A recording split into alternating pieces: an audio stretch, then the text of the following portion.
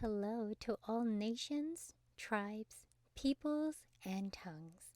Welcome to Storytime with Rae, where we read the King James Version of the Bible from Genesis to Revelation, to take in the wisdom and understanding from the Word.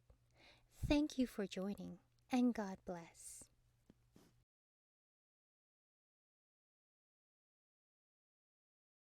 Esther Chapter 6.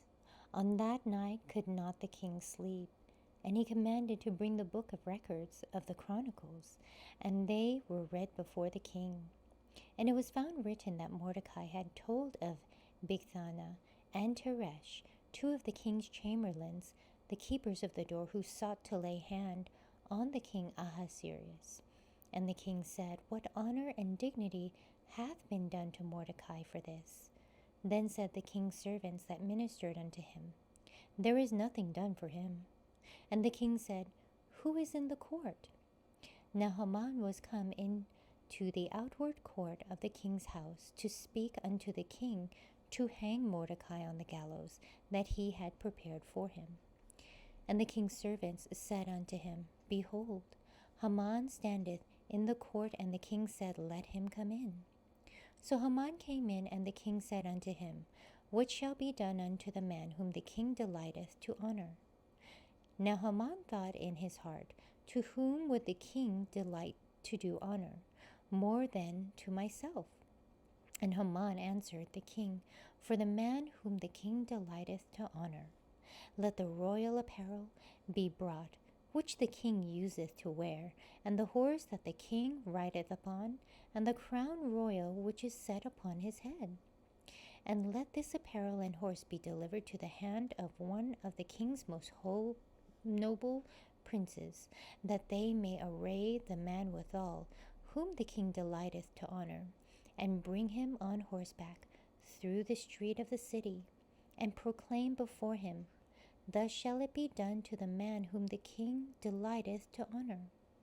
Then the king said to Haman, Make haste, and take the apparel and the horse, as thou hast said, and do even so to Mordecai the Jew, that sitteth at the king's gate.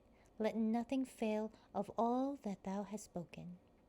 Then took Haman the apparel and the horse, and arrayed Mordecai, and brought him on horseback through the street of the city, and proclaimed before him, Thus shall it be done unto the man whom the king delighteth to honor.